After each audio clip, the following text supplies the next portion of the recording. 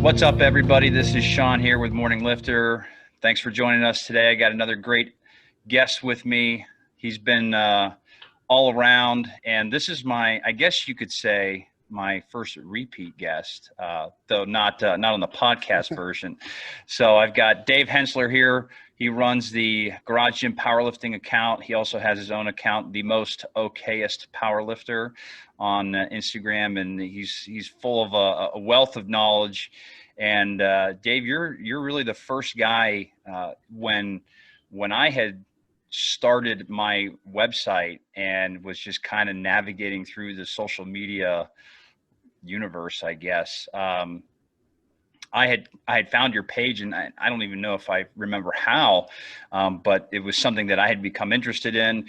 We had started exchanging messages, and I do want to say, I've told you before, but I wanted to thank you for all of the help and the guidance that you've given me, kind of helped me figure out how to get my own website started and some things that I should do. And you've given me a lot of good advice. So I wanted to say thank you for that. And the one thing that I've had other conversations with people about is the great thing about just the fitness community, but the powerlifting community, the garage gym community, is that everybody is so willing to help one another with nothing in return. And so that's something that I've never forgotten. And I guess for my question for you, I guess, to start is to say, since we've spoken last, and that was probably a little over a year ago, I would say, what have been some big improvements that you've seen, I guess, within your own webpage, within the own brand, within the garage gym powerlifting community? What are some big things that you've seen, take place in the past year? Sure. Well, first of all, I appreciate you pointing that out. Sean, when you first reached out to me, I really, it was humbling to me, only because, it's not like I got here on my complete own volition without any help or, I have my own questions as my own journey as well. When we first started into the sort of the branding social media platform, we started Muscle Mirth back at the end of 2016. And, that was my wife and I's venture. We didn't know what we were doing. So we had to learn the hard, really difficult way, everything from branding to logo design to outreach to putting yourself out there. So by the time we got to Garage Gym Powerlifting, I had so many people helping us out. I didn't know what to do with the web design. So when it came to you, I was like, man, I want you to be so far ahead of the game, because there was times where I gave up weekends. I gave up so much time and sacrifice to figure out what the hell I was doing. Yeah. I was pretty clueless. I was like, I'm computer savvy, but when it comes to designing a website, and then trying to figure out when you start doing apparel, I didn't know where the first place to stop. Unfortunately, I had, some friends and acquaintances who had kind of trekked that hard journey for me, and they gave me a lot of good advice and spared me, showed me the basics essentially. And from there you learn on your own. So I'm glad I was able to pass it on to you. Anybody who has taken the opportunity to reach out to me knows that, I don't mind, as long as I'm approached in a sense of in a teachable way, like you're genuine, I suppose. Just, hey, really like what you're doing. This is sort of what I'm looking at. Would you mind, steering me in the right direction? I will be the first one to give you as much information and detail as possible. I really, which is the whole point that GGPL got started, which we could get into that.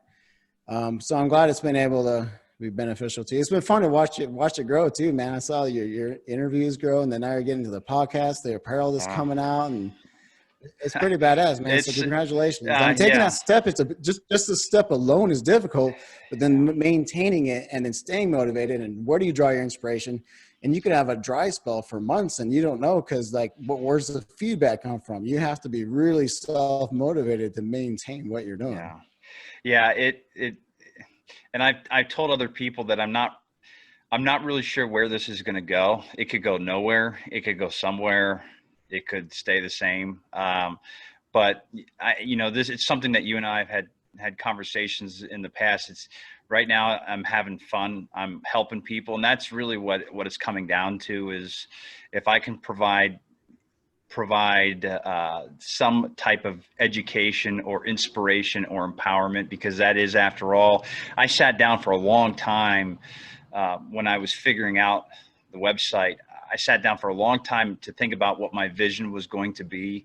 And when I discovered what the ultimate goal was to empower, inspire, and educate people through strength and leadership, then everything else became really, really easy. Yeah. But the podcast thing, it was this is different because I never liked being in front of a camera. I never liked hearing my own voice. I always thought it was something that I wasn't really good at. I thought that I could write, and I thought, well, I'll stick with that for now.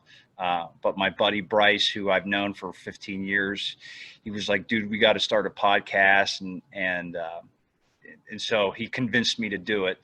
And the more we did it, the more I enjoyed it. And then he got busy. He's working for the Department of Defense, so he gets busy. And so we haven't been able to do as many of our podcasts. And so I branched off and started the interview series, which used to be just through the web. It was almost like a question and answer series. And you were really the first one that kind of spawned that. Because the more I looked at it, I thought, well, this is something that maybe there's an avenue that I could take with this. And so I decided maybe doing the podcast instead, because it's just organic, like who knows what we're going to end up talking about here in this next hour. But you were definitely a big help with that along the way.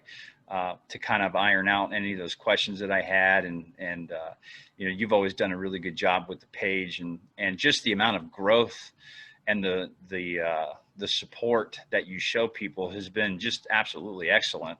And that's one of the things that I think so many people like about your page. And it's, you don't know who's going to get featured from day to day. It could be anybody and everybody all at the same time. Yeah. Well, let me use that to segue back. We'll go back to your catching question originally. I want to, because I think that part of what I'm going to say is going to be related to what you just brought up in terms of like the featuring and that kind of thing. So when I first started, it was November 2018, literally the week after Thanksgiving. We're friends with Susie Aranda, who does Garage Gym Barbell out of California. She has a whole Paraline, a women's only gym. She's lives in the town where I grew up. So when we're ever back visiting, we come by. And we met through Instagram originally, back when we were doing Muscle and Mirth. So anyways, we had, when we're in town, she'll let us come train. Of course, I'm only allowed when there's no other women there training except for me and my wife. So she's pretty strict when she says women's only. She means it. And I call myself the honorary dude of Garage Gym Barbell since I let myself. So anyways, shout out to Susie Aranda of Garage Gym Barbell. So we've collaborated together, worked together, but we were there training. And at that point, we kind of had a meet in mind. And so she just randomly, she was like training shoulders. Something. She's like, David, we should do like a garage gym, like a competition, like a federation, not just like an Instagram thing, but we should get some kind of federation thing going or anything like that, just for like garage gym lifters. I was like, I thought about that idea. I was like, I wonder what that would look like. She's like, I don't know, but I think that would be really awesome. I was like, okay, let me think about that. So we're driving home back to Utah, and home, I'm just gonna get on Instagram, and I'm gonna go to my little search thing, ignore all the butts and everything that Instagram thinks I want to look at. I'm going to put in garage gym powerlifting, and I want to just see what's been used. It'll tell you how often it's been used, how many posts are there. You put in gym, what is it, like 50 billion or whatever? Yeah, it's a lot. It's a lot. It's crazy. Yeah. So I believe it's like the Sunday or Monday after Thanksgiving. I put in garage gym powerlifting, and it said 17 posts, 17. I was like, that cannot be right. So I go in and I check each one, and like 2 of them were mine. I just put in garage gym powerlifting for the hell of it. And just to test its validity, I put in Garage Gym Life for John Greaves, because I know when we first started getting into it, he was one that we got connected with in the garage gym community. And I owe a lot to John Greaves. He connected us with so many great people in this community. And John's an amazing guy. Yeah. You know, we've always supported and collaborated with him, but he is a good resource, especially when it comes to journalism, networking, business, that kind of thing. But so I put in Garage Gym Life. I'm like, okay, that number seems right. It's in the tens of thousands. It was up. This logo, because I've been doing it for a little while here and there. I threw that together, made an Instagram page, and it was up in like 2.5 hours, like literally that Monday morning. I got that black, threw some stars together, put in GGPL, found the font that I wanted, and it was a done deal. And by the end of the week, there's 750 followers. I was like, well, son of a bitch, that's freaking awesome. Yeah. Like I did nothing. All I did was call to the page and call it Garage Gym Powerlifting. Yeah. I didn't know. I had no plan. I had no whatever. I already had a website. So I was like, okay, well, I'm going to make sure that I own the domain. So I went in, I bought the domain. I'm like, not even that exists. Wow, this is like the universe is just like throwing it down at me. Yeah. Like, here, well, I've been waiting for somebody to do this. And it was awesome. It was like literally week to week, on average, 500 to 1,000 people. I literally did nothing. People will ask me, what's your secret? I was like, if I told you, it's going to be a whirlwind of disappointment. I made a logo on a page, and then people were like, oh, freaking sweet. And then they followed it. Like, that was it. Well, I think what I like doing most on GGPL is the spontaneity of it and showing the inclusivity of powerlifting. Meaning, I'm not only going to show the guys with the 500-pound bench press, 900-pound squat, 1,000-pound. Just like I want to show everybody, including what I would call the elite, high caliber 1% of the 1% lifters. I mean, guys that just have unreal strength, and women. Just people as a whole. But I also want to show people who, like a male who the first time maybe they benched 185, or maybe it was 225, or the first time they squatted 3 plates or deadlifted 4 plates. I mean, those are all feats that every one of us started out with and can remember. I have a very vivid memory of the first time I hit 225 on bench. I about passed out. I had tears in my eyes. I was so excited. I never thought it was going to be possible. And I really want to have that, like, keep that alive in powerlifting, because it's so easy to get lost in totals and records and federations and sumo and conventional and all this worthless BS that we get caught up on, and we lose the whole spirit of powerlifting, which is, dude, it's all about getting stronger, helping each other out, getting better. So I want to maintain that. And I know there's plenty of people, I get messages and they know who they are, but I'm still going to show people that are only, not, I don't want to say only, that's going to make me sound like an a-hole. That's not what I'm saying. But somebody who's got a 250-pound squat, but to them, that's like 750 or 1,000 to somebody else. Yeah. And I want all of us to kind of celebrate and be excited about it, because not everyone can relate to a 900-pound squat or a 485-pound bench or a 950-pound deadlift. Like, that's not all of our reality. But we can all relate to is going like, you know what? I don't care about the number, but we all know what heavy is. Because heavy isn't a number. Heavy is a thing. Heavy is a force. Heavy is something that you're going to walk up to and you have to overcome, conquer, visualize, and somehow accomplish that feat. And the number is completely relevant or relative to wherever you are in your journey. And that number for me is fluctuated all over, depending on my body weight, my goals, my training. And I want everyone to feel that when they're on the GGPL page. And there's a lot of people that are using the free programming that we put out there. We have everything from power building to peaking to general fitness. And I love seeing that. I love people that get out there, they put themselves out there. It's a very vulnerable position because you feel like you're going to get compared, and we all have the same emotion. But I really am proud of the people that get out there and they're like, yeah, this is my first 115-pound bench. you know, 115 pounds is just as exciting as 615 pounds. Like, I feel like the effort is what should be congratulated, not necessarily the weight on the bar. Yeah. I think you really hit the nail on the head there with that, because it is so easy, especially with powerlifting, and as I followed your page and everything that you do, um, I I usually will say, I'm not a power lifter, but I enjoy powerlifting. Mm-hmm. It's something that I kind of have rediscovered since leaving college, because we did a lot of powerlifting movements. We did the big three, but we also did power cleans or hang cleans, things like that. So, but I got away from it as I left college. But getting back into it has been it's been fun in a weird way, because it's like, so I'm taking each lift like one at a time. And so, like, I spent the last year perfecting deadlift, and now I'm at a point where I feel really good about it, but my squat is lacking. And it's like, so you go from one problem to the next, and it's like, okay, Yeah. I fixed one.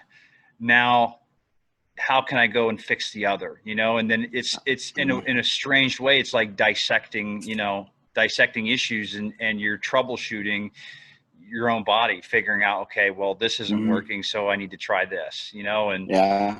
and there is a little bit of fear of putting yourself out there, like you had mentioned, because you think that people are going to say, what people do on social media, and that it's really not the case.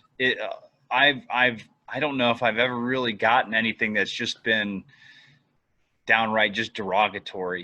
For the most part, it's always been either helpful advice or just the support that you had mentioned, and that's the one thing that I really liked about it, was there wasn't any like, oh wow, that's all you can lift, and it's like, and I feel like I hold myself to a higher standard in some respects. So for me, like, the weight that I'm like squatting, for example, right now is not where I want it to be, but the fact is that's where it's at, and so like you had mentioned, like, the heavy for me is not going to be the heavy for somebody else, but it could be. Well, the heavy is heavy. It's just the weight's going to Exactly. be different. Heavy to you is still heavy. Your heavy is my heavy.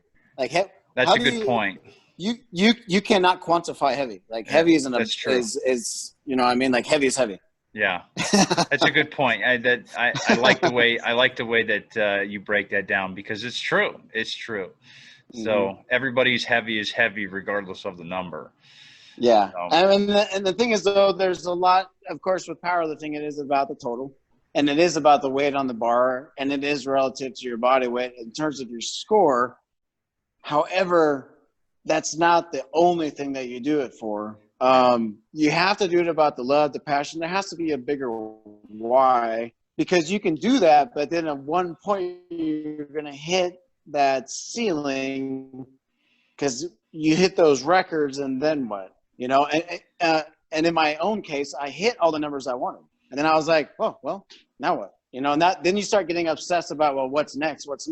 And I realized, I told my wife, I told myself the second I became discontent with powerlifting, I knew I was going to lose my motivation. And that's exactly what happened, because I didn't have really far out numbers. From where I started, they were attainable. But then when I got it, I was like, oh, well, I got it. And it took a while to get it. But then now you start obsessing about, well, there's somebody else in that weight class who does 150 more pounds, or has 400 more pounds on their total. Then you're like, oh, well, I guess it's not that impressive to begin with. And it gets into the cycle, and then you're getting removed from why you even started in the first place. And I think the process is the thing that you enjoy the most about. And unfortunately, it's super monotonous. You go in, you do your reps, you do your training. It's not always exciting. You're not always going to hit a PR. And you're talking months and months and months invested labor to have like maybe 5 or 10 pounds put on a lift. If you're lucky, maybe 40 to 60 pounds on your total. And I mean, there's not like a whole lot of excitement going on. It's pretty routine. But if you start seeing the other benefits about it, like how's your emotional health doing? Like, how does your self-confidence doing? How's your self-perception doing? How do you feel when you interact with your family, your friends, your peers? What's the story and the narrative that's going on in your head? Like, how do you, when you wake up in the morning, like, what's your attitude? What's your outlook on life? And I feel like those are the benefits that I feel are more attractive to me about powerlifting than just the lifts themselves. Mm-hmm. And until you put some time into it and until you sort of experience that, it's difficult to just tell somebody powerlifting is more than the numbers. Yeah. Because there's a lot of people that will argue, no, it's just about the total. And I will argue, no, it's bigger than the total. And then we just go back and forth. So I would definitely agree. You know,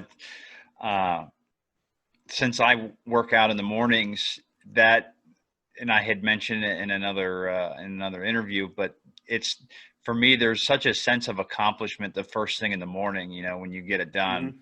Mm-hmm. And especially if you have a good day, you know, those Mm-hmm. days where I've hit a PR, or, you know, I've hit a rep PR, or whatever the case may be, I've done something maybe in a long time I haven't done.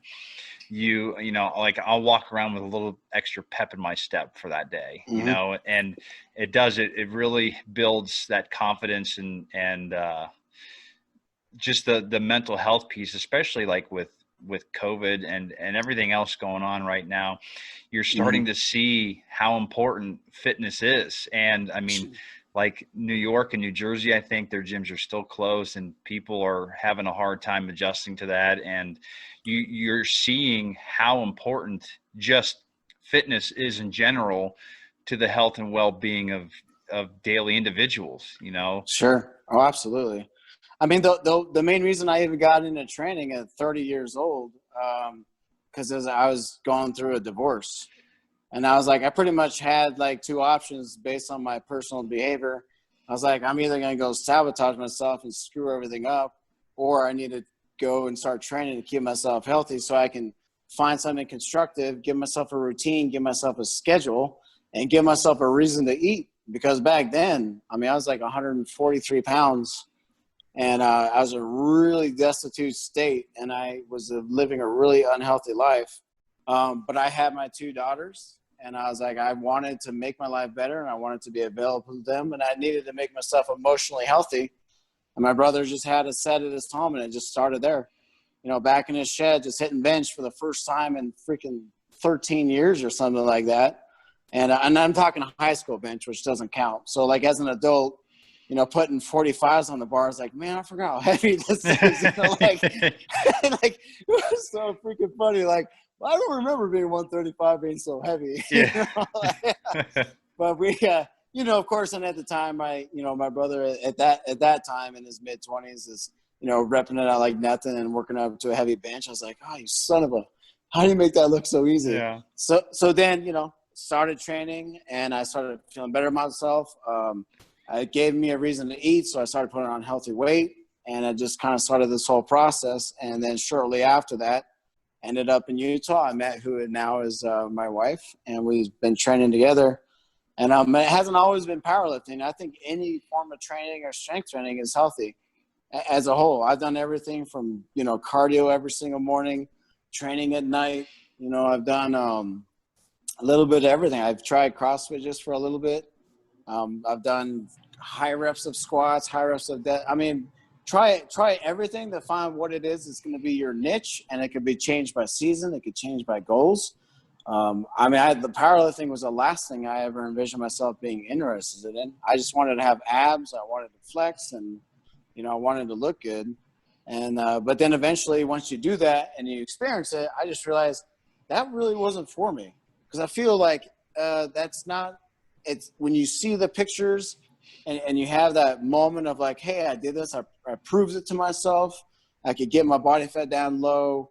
I can put on my fake tanning stuff, and that's all fun and good. But then you walk away and you go like, man, I really feel like garbage. like everyone, like, you feel so unhealthy, so weak, so emaciated, you know, and then you go back to train, you're like, oh, you lose. So, especially when you do it naturally, you lose so much of your strength.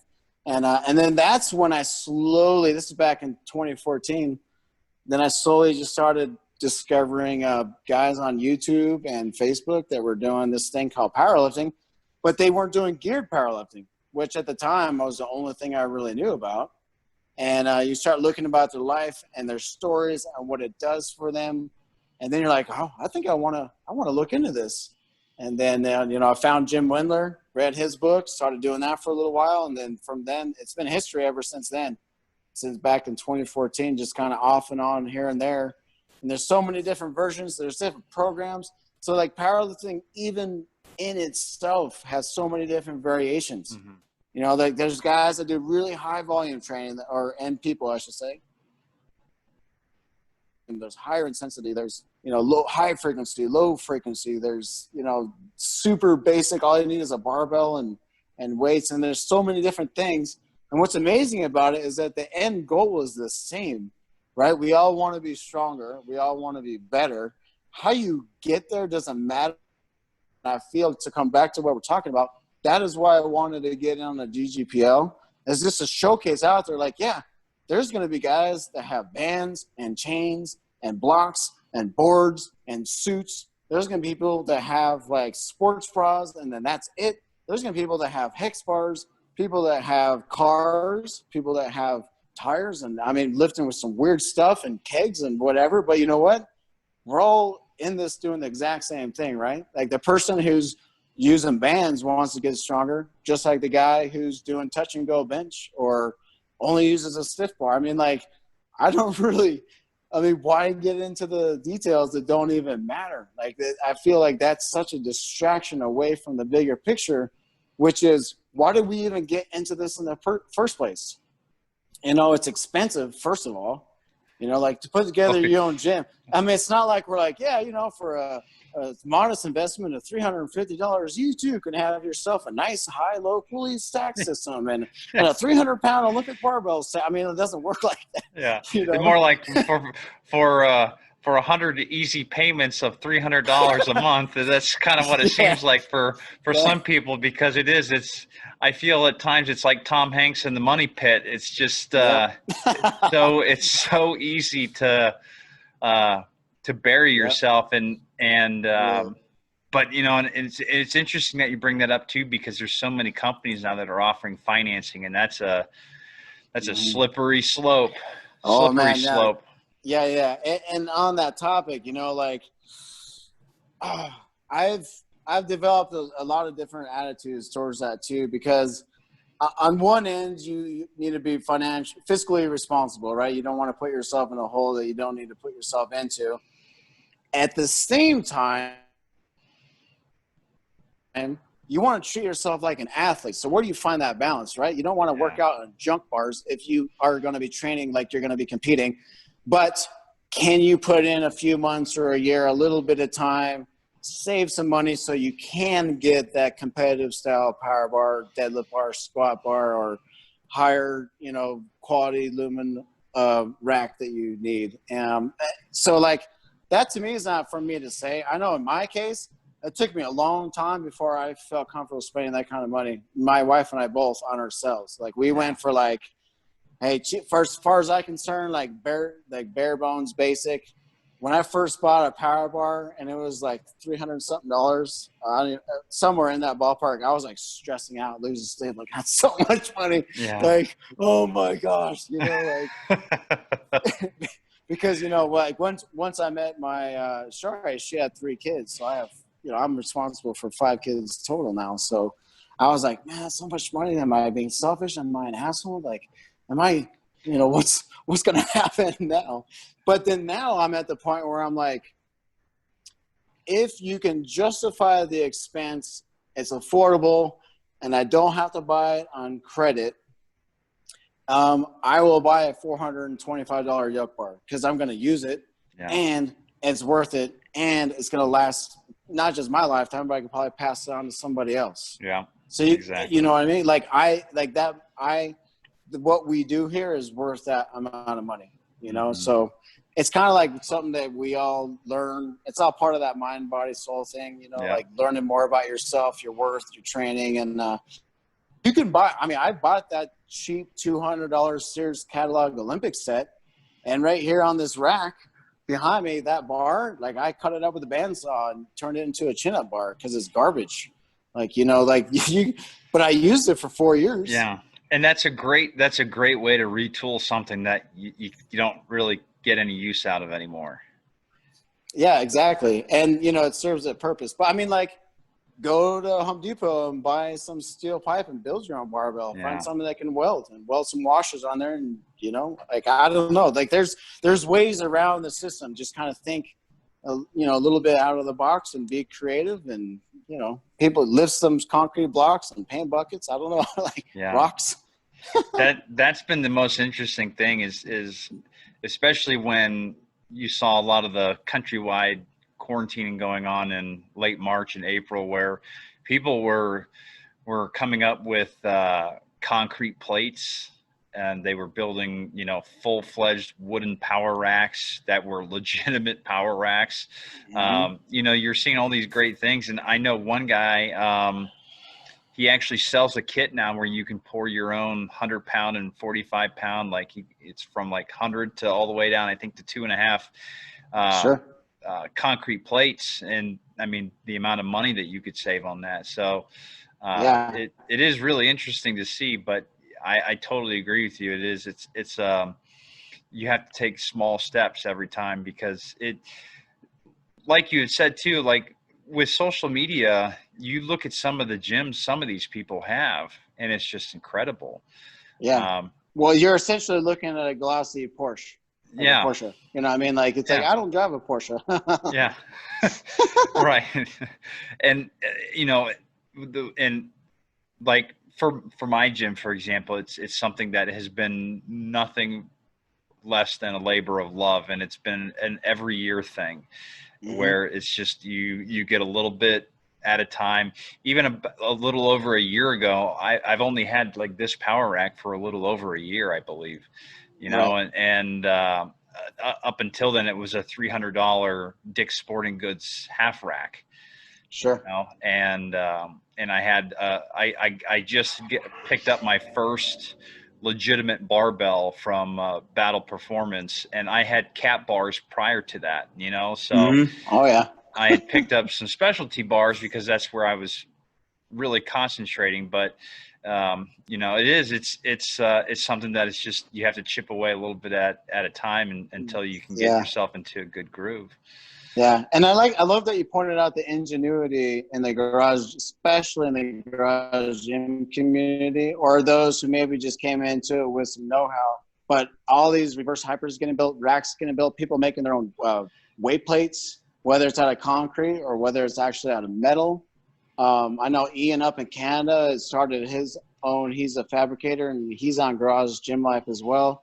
He started his own weight plate company. I mean, there's people like all over the place are figuring out ways to still do training. Mm-hmm. And I really feel like that captures the spirit of it, because think about when I'm assuming you're pretty close to my age, but I remember growing up, that's what Rocky IV was all about. Yeah. You know what I mean? Like, you watch him run around, he's got the tree, he's out in the snow, he's got the axe, he's got, you know, he's in the barn, and like, he didn't have any weights. I mean, it wasn't until like Rocky or Balboa that he was using barbells, you know, like, so. Yeah. It's all, you know, like, it's all in a way functional fitness to an extent. And so if you're getting it in, like you said, heavy is heavy. So it doesn't matter what it is. If it's a 300-pound tree log or a 300-pound barbell, it's still 300 pounds regardless. So yeah, no, absolutely. And you know, it gives you a different challenge, different stimulus. You know, maybe it's not, you know, a 1 inch diameter, maybe it's 2 inch, 3 inch diameter. And I don't know, it's a good challenge, but it's still, I can completely understand the difficulty of, you're so used to walking in and like, okay, when I warm up, you know, I start with an empty bar, and then I do this, and then I do that, you know, and then I have my little routine, right? So I get so rigid. So if I was forced to be like, okay, this is what you got now. You got this Home Depot 5-gallon bucket. You know, there's a pile of rocks over here. There's a bag of 25-pound bag of some unknown substance over there. And all right, so we're going to put all this together. we're going to put all this together and then we're going to figure out what we're going to do. And I would be like, no, I'm not okay with this. Like, I want my I want my bar, I want my weights. I want to do my thing. Yeah. Oh, like, absolutely. You keep your damn 2x4s. Like, I want my barbells. It just doesn't seem as stable, right? I mean, I don't know. Yeah. Oh, that's funny. I kind of wanted to go back a little bit because you had mentioned a little bit about like your bodybuilding days. You had competed and you were pretty successful in your class, right? And yeah, as a single competition, and to clarify, that's all you need. Yeah, that's all I needed because there's so much anticipation to that point. After one, I was like, yeah, I'm good.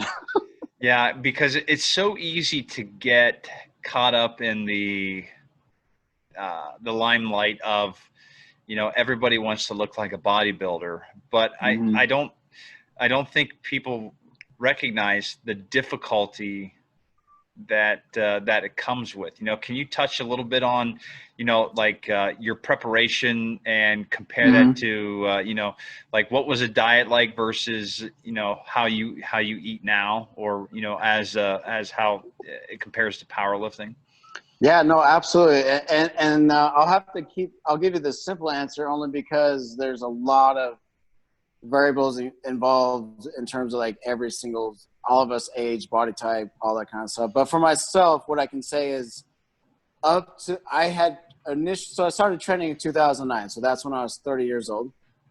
And I think it was first mentioned to me back then, oh my gosh, you got a good physique. And as a personal trainer, she was like, you look so good on stage. I was like, oh, I don't know about that. That's not even a thought that I'm having, like, I don't look like Franco or Arnold or any of those guys. Like, I'm just a dude, I got small calves. I can't go be a bodybuilder.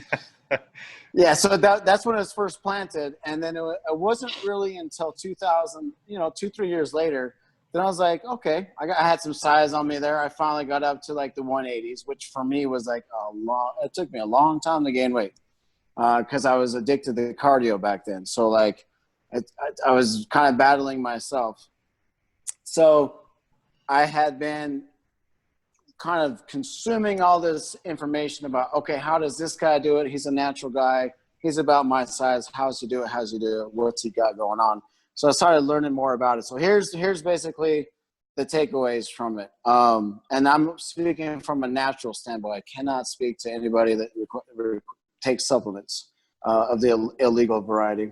So I decided I was going to do a show, and I started at 205.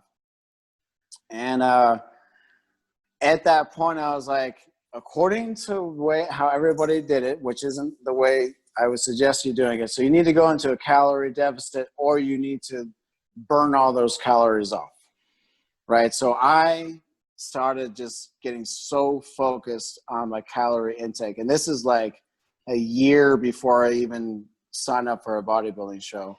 So you start, and so like that was just because I had been planning up to this point for a couple of years already. So I'll fast forward to the point where I was like 6 weeks out. Now, so I went from 205, and immediately I started doing, I was already doing cardio Monday through Friday every morning at 4:30 a.m.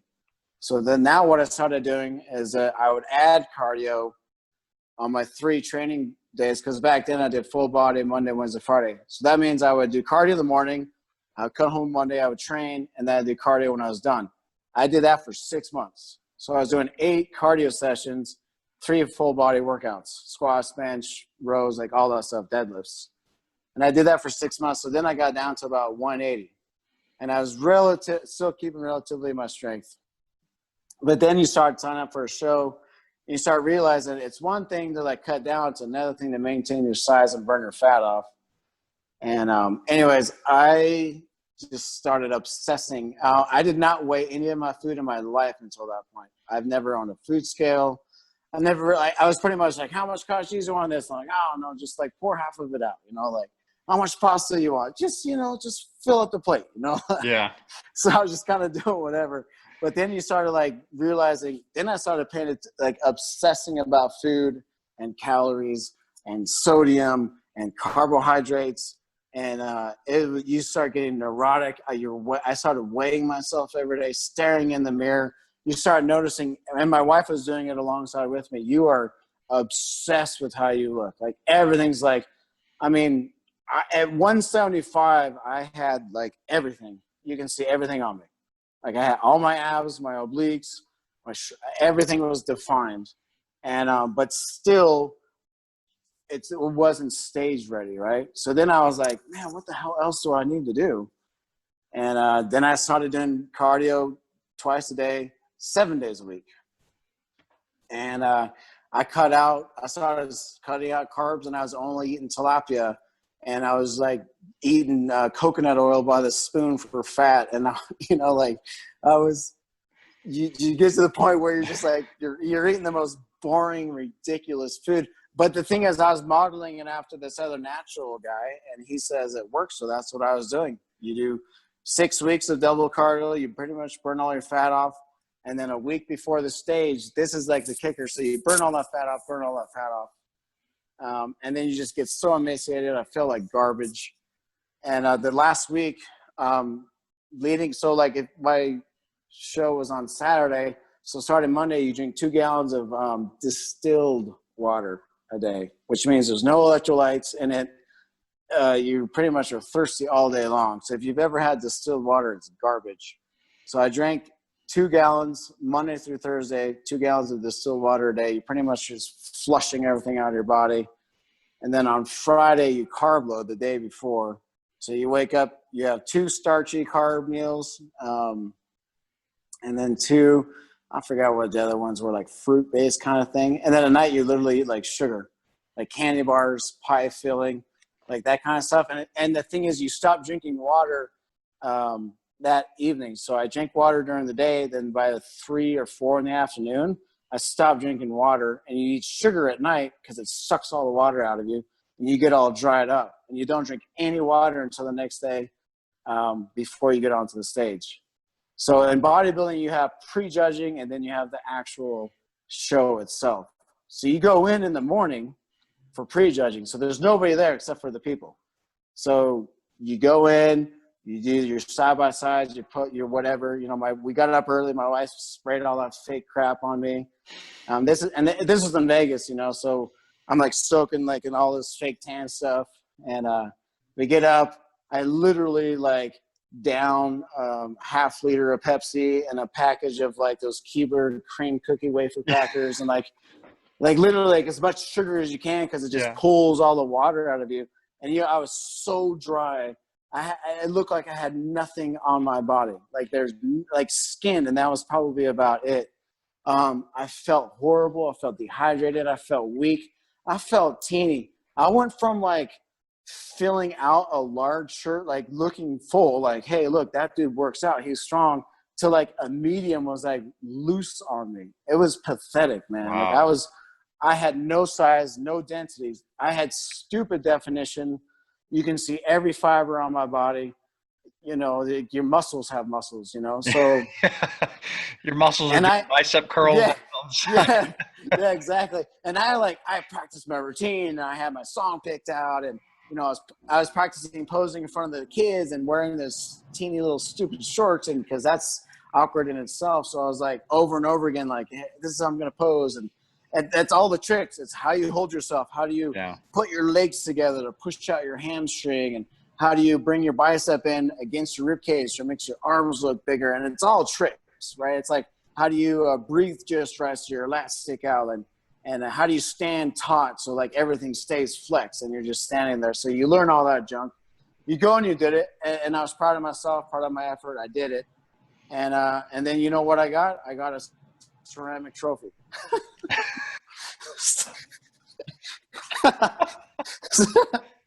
So okay. Yeah, I mean, like 12. All that to say, a 12 months process, all that just like training, obsessing, 6 weeks of double cardio, just denying myself like junk food on the weekends, just no pizza, like no tasty food, no Starbucks sugary drinks.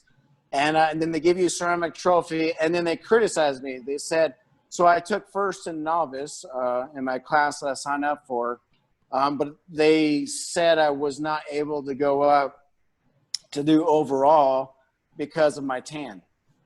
So let me repeat what I just said. So like all that training that I was doing and all lifting and all the cardio and everything that I put into to get chiseled and ripped, and albeit I lost a lot of muscle, but I had all the definition.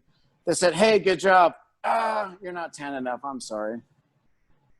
That fake liquid that's on your body it's not dark enough. You know, like you look good. Your legs are a little bit bigger than, that's the first time I've ever been told my legs are big. Your legs are, you know, just a little bit too big for your upper body.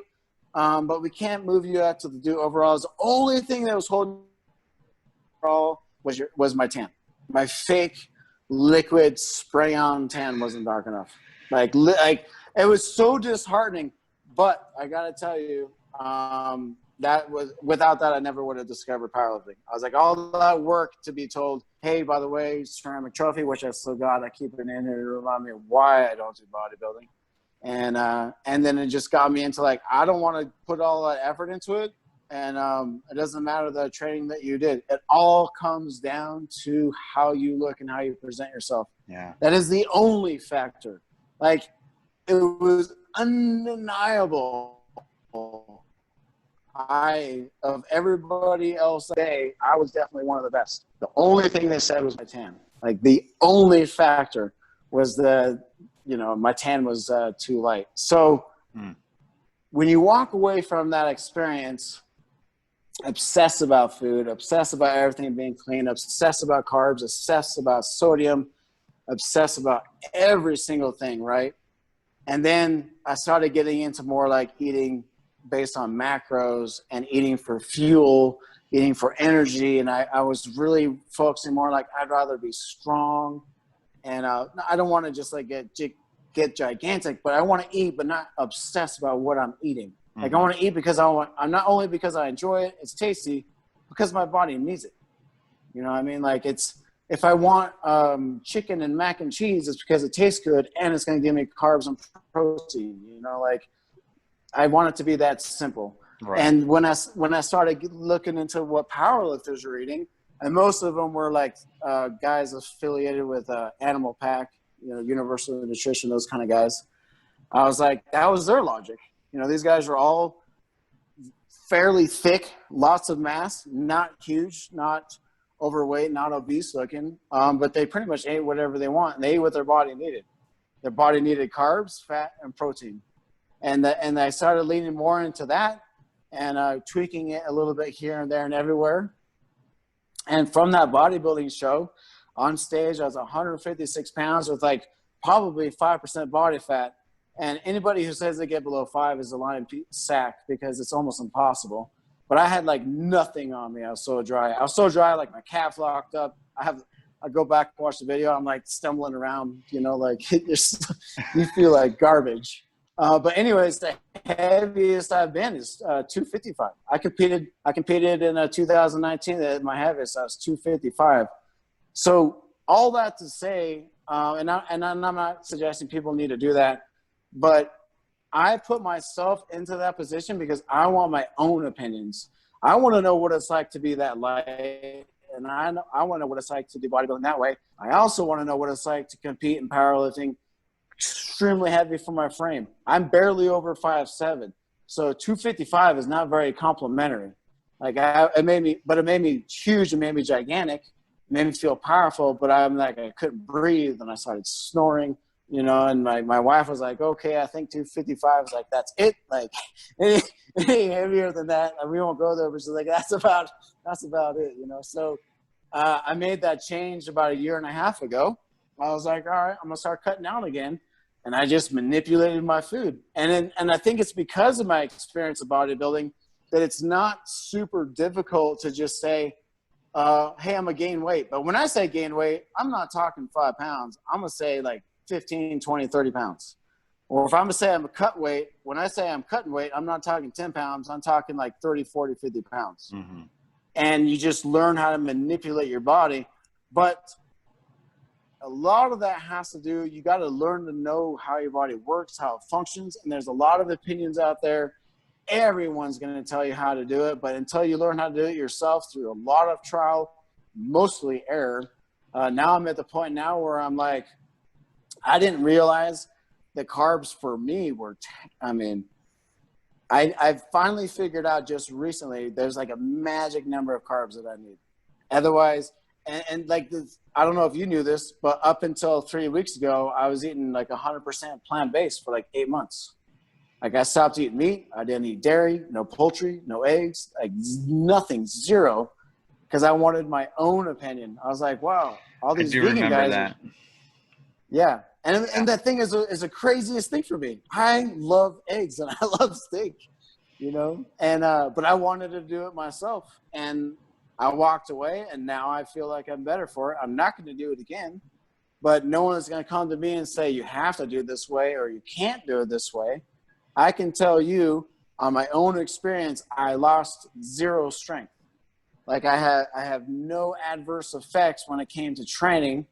What I can tell you is the way my body responds to that many carbs is negative.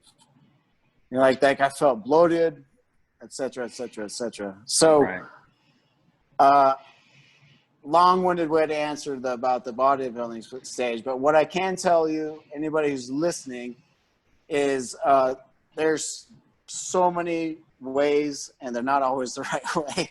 But try it yourself and come up with your own opinion, because you're not going to know anything until you try it. Yeah. You know, like if you want to try bodybuilding, I think everyone should try it. I mean, don't do the high cardio way, but I mean, I think it's cool to see what you look like without all the extra fat on you. I mean, because now, you know, one last thing on that one. When I saw myself with that low body weight and I saw the shape of myself with hardly any fat on it, I was just like, now I know exactly what to expect. Like my body shape at that weight with hardly any fat on it, like my stomach looks exactly the same at 156 as it did at 256. Like it's the exact same shape. So like there's so many factors that don't get considered, like genetics and all that kind of stuff. It doesn't matter the amount of work you do. Like your body is your body. There's only so much you can do to change it. Right. So I love that story. That's amazing, because I think a lot of people they can obsess about it, you know, and so hearing, especially doing it naturally, has its own added stressors to it. I could only imagine. Yeah. What do you think, you know, when you were all done with that, when you sit back and reflect on it, what do you think that you learned about yourself? Honestly, I needed to prove to myself that I had the discipline to do it. And I know I still get emotional sometimes when I think about this. I did a podcast with Smitty, a garage gym coach, and I was like, dude, when I go there, there's still so many emotions in it, because the amount of sacrifice that it takes to really put yourself in that situation, it's like a level of discipline I've never experienced in my life, and I don't even know what to equate it to. I never thought myself capable of doing it. Like I'm just the fact that I lift weights to me is a big deal. Like the fact that I can stick with it, I'm like, oh man, I never thought I had it in me. But to go to that level, to that degree, where it includes food, where it includes like rigidity and schedule and timing and all that stuff, I just really learned that if I have a goal in mind, and I really convince myself of the ability and capability of doing it, then it's achievable. And from that point on, I feel like so many things have come off for that. Like, and it's gone out into other areas of life. And I'm less timid to try new things now. Like if somebody would come up and say, like for instance, Basement Strong, AJ Fisher on GGPL, he and I are texting buddies. And a little while ago, I was saying like, man, my freaking knees are bothering me on squats. And like you, Sean, like squats are my nemesis. They're my biggest trouble lift. And I've been working on them for a really long time, like ebbs and flows. And I was like, there are some days where I'm like, it feels like my calf's going to rip off the bone, or it feels like my knee's going to blow out. And I have like nothing on the bar, you know, like 185.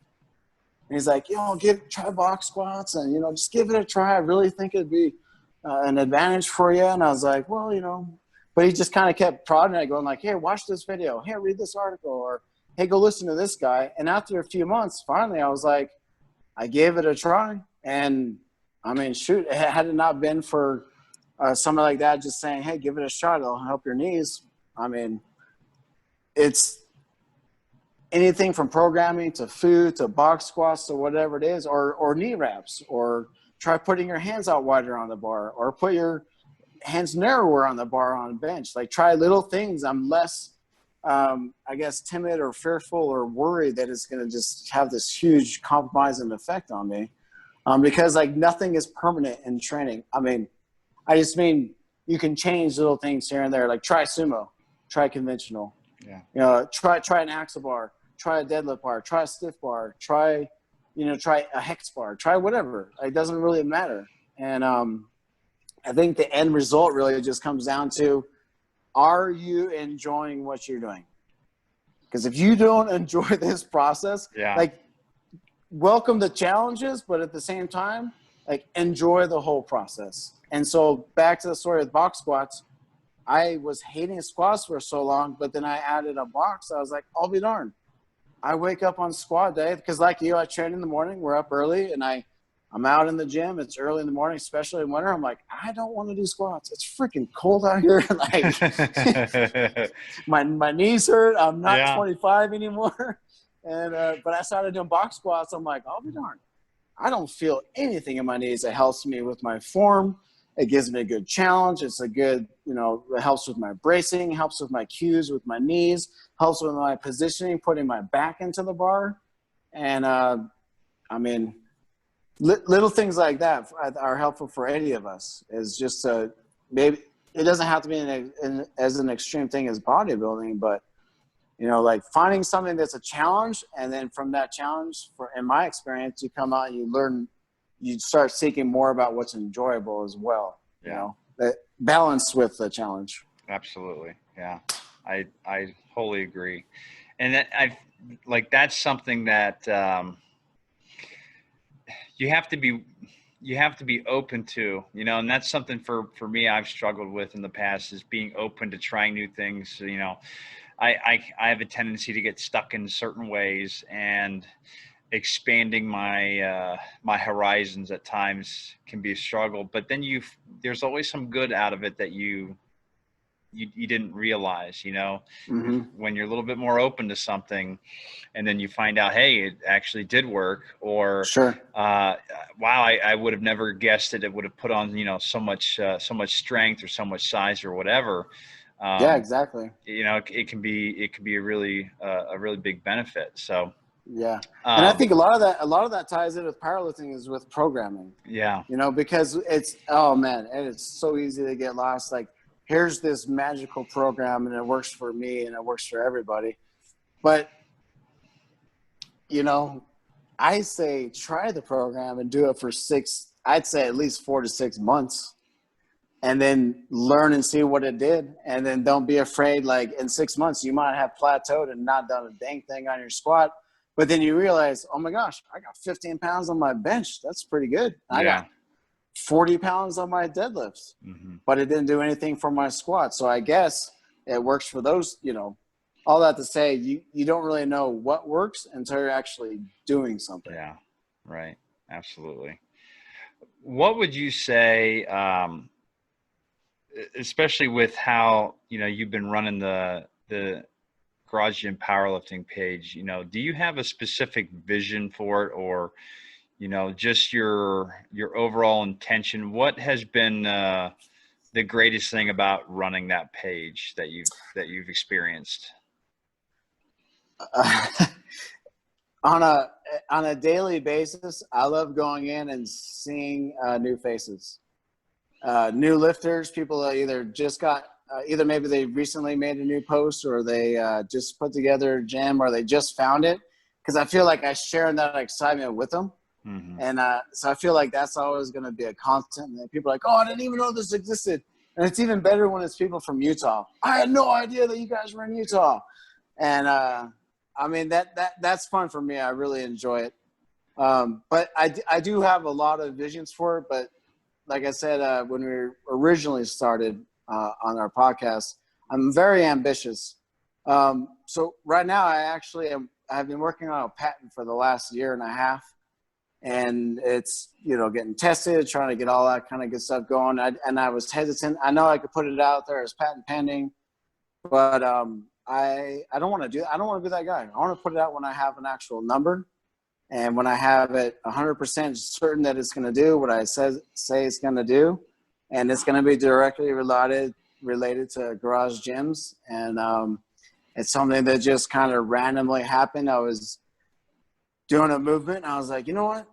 Instead of doing this, I wish we were able to do that. And I took that idea and I put it together into a design, and I had an attorney did all the works and the forms, and we're about 18 months now, and it takes 36 months to get your patent approved. And so far I'm feeling confident that it's going to go through all the certifications and whatnot. And I really feel like it's beneficial, and it's not, the intention is not for it to be like, oh, I'm going to be a millionaire and I want everyone to come down and just tell me how amazing I am. It's a very functional piece of equipment, but I want it to do what I say it's going to do. Right. Like, I could throw it out there and just go like, here, do this and weld that, and here you go. Slap my name on it and make me some money. But I really want it to be a functional piece of equipment. And if I've learned anything in life, I don't want to rush it. So if it takes a year, 2 years, 3 years, 4 years, whatever, I want it to do what I say it's going to do. So that's in the works. That's been exciting.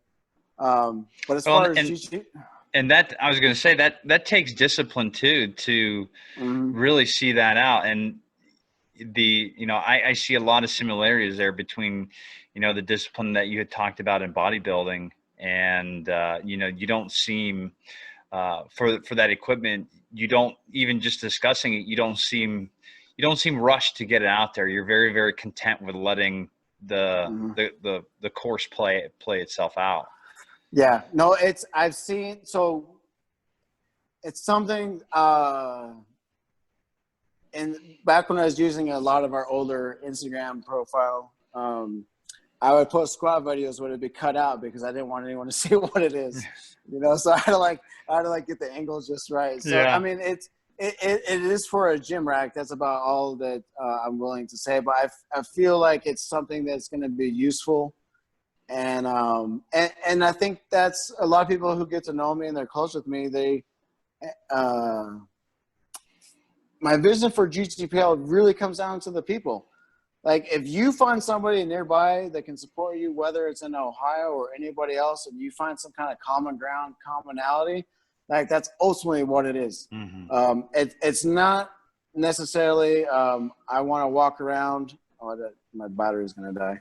Like, I don't want to walk around and people like, oh, hey, there's David. He's the GGPL guy. Like, it's not necessarily about me, although I do appreciate people saying, hey, how's it going? I really appreciate what you do. That's great.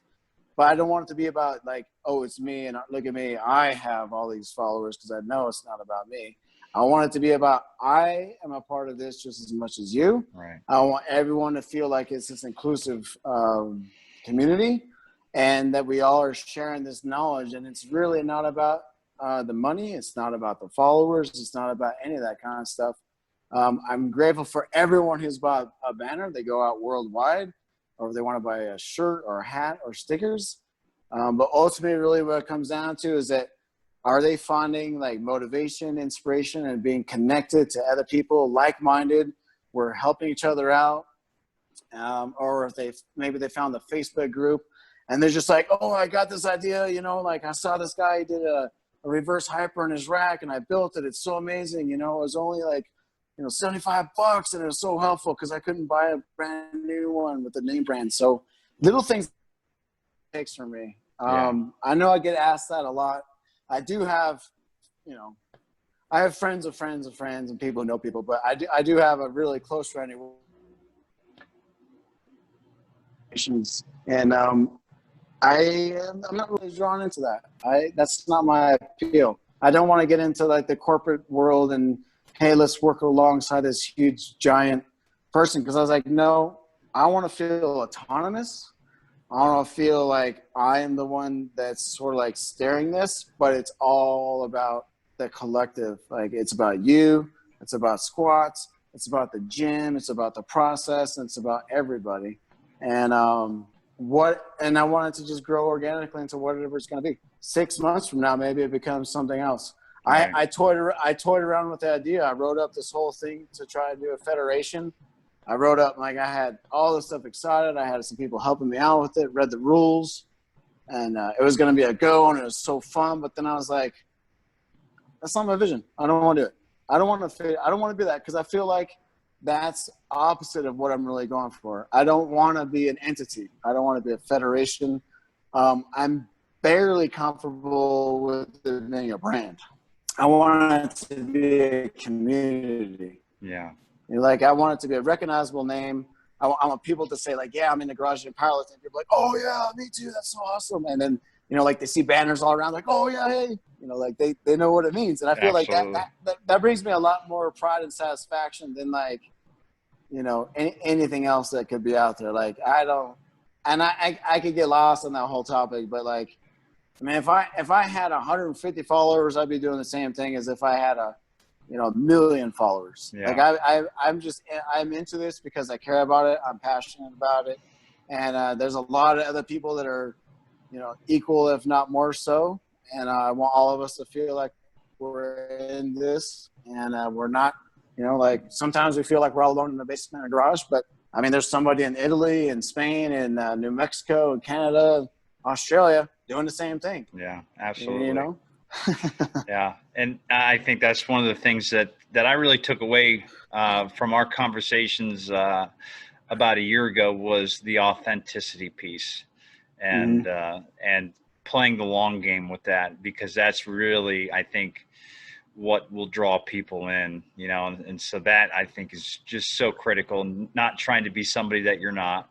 Be open, be honest, and put yourself out there, and you'd be surprised the willingness of positive feedback that somebody would give you. So yeah, absolutely, man. So to kind of wrap up here, because I know we've had some connectivity issues, but we've held strong. We made it work. Yes, we have. So I got 2 questions here for you. What is the first word or phrase that comes to mind when you hear the word strength? First word that comes to strength? First deadlift. word that comes to mind, deadlift. Great. That's awesome. Everybody's answer has been a little bit different, but I would agree with you. I would agree with you on that, because that takes some serious strength to do. Yeah. How about leadership? First word or phrase? First word for leadership, inspiration. Love it. That's awesome.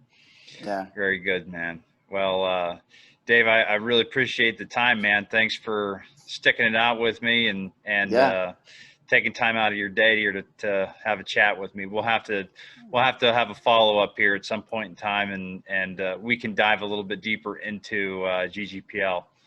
Yeah, absolutely, man. Likewise, and be proud of your efforts. It's awesome to see you grow. Keep the podcast moving and keep doing what you're doing. I know there's a lot of value that you're putting out there, and I mean, I love to see that you're out there being a part of it just as much as anybody else. So keep at it, man. It's awesome work.